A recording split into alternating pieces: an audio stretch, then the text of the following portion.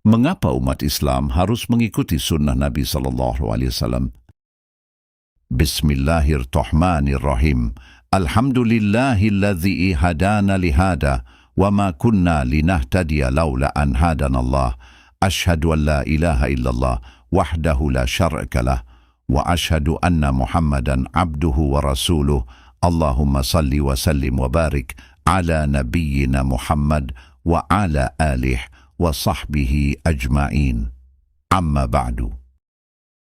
Bayangkan sebuah kapal besar di tengah lautan, ombak besar datang dari segala arah, badai menghantam tanpa ampun. Di kapal itu ada ribuan manusia, sebagian mengikuti kompas dan peta kapten kapal, sebagian lagi mengikuti pendapat mereka sendiri. Pertanyaannya sederhana, siapa yang akan selamat? Tentu yang mengikuti petunjuk kapten kapal. Begitu pula dengan kehidupan manusia. Dunia ini penuh dengan fitnah, perpecahan, ideologi, pemikiran yang menyesatkan. Dan di tengah semua itu, Allah telah memberikan kompas keselamatan bagi umat manusia. Kompas itu adalah Al-Quran dan sunnah yang dibawa oleh Nabi Muhammad. Pertanyaannya, mengapa mengikuti sunnah Nabi menjadi jalan keselamatan umat Islam? Sunnah Nabi adalah wahyu dari Allah. Banyak orang mengira sunnah hanyalah tradisi atau kebiasaan Nabi. Padahal sunnah memiliki kedudukan yang sangat tinggi. Allah berfirman, وَمَا يَنْطِقُ عَنِ الْهَوَى in huwa illa wahyun yuha, dan Muhammad tidak berbicara menurut hawa nafsunya. Apa yang dia ucapkan hanyalah wahyu yang diwahyukan. Quran Surah An-Najm ayat 3-4. Karena itu, mengikuti sunnah berarti mengikuti petunjuk dari Allah. Sunnah menjelaskan Al-Quran. Banyak perintah dalam Al-Quran yang bersifat umum, dan sunnah Nabi menjelaskan praktiknya. Contoh, Al-Quran memerintahkan salat, tetapi cara salat dijelaskan oleh Nabi.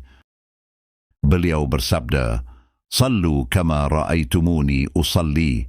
Salatlah kalian sebagaimana kalian melihat aku salat. Hadis Bukhari. Hal yang sama berlaku untuk zakat, haji, puasa.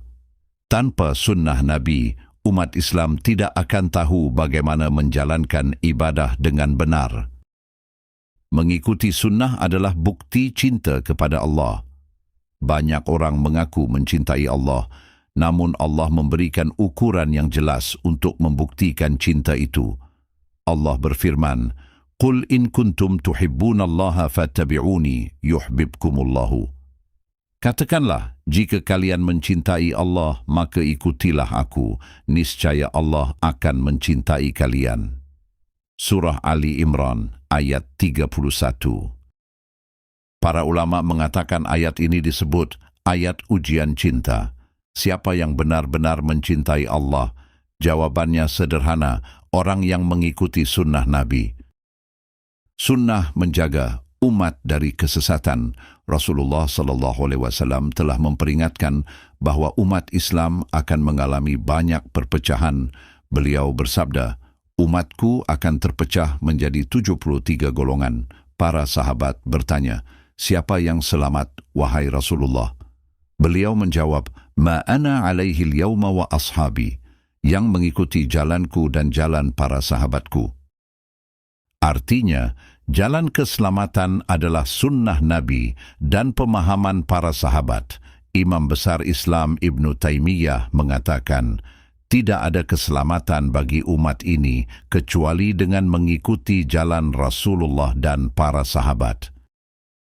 Meninggalkan sunnah membuka pintu bid'ah. Ketika sunnah ditinggalkan, manusia akan membuat cara-cara baru.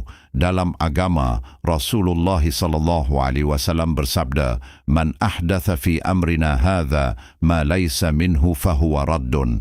Barang siapa membuat perkara baru dalam agama ini yang bukan darinya, maka tertolak.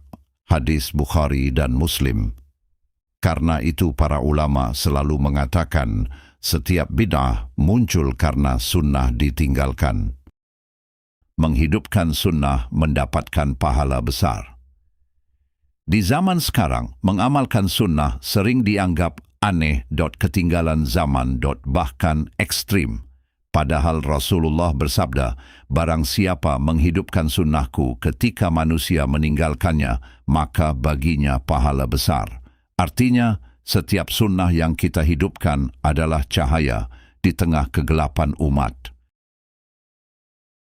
Penutup, saudaraku, jika kita benar-benar mencintai Nabi Muhammad SAW, maka cintai beliau dengan mengikuti sunnahnya. Jika kita ingin selamat di dunia dan akhirat, maka peganglah Al-Quran dan sunnah.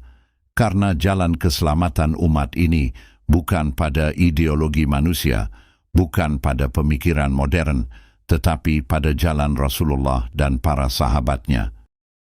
Wa sallallahu ala nabiyyina Muhammad wa ala alihi wa sahbihi ajma'an walhamdulillahi rabbil alamin. Subhanakallahumma wa bihamdika ashhadu an la ilaha illa anta astaghfiruka wa atubu ilaik. Wassalamu alaikum warahmatullahi wabarakatuh.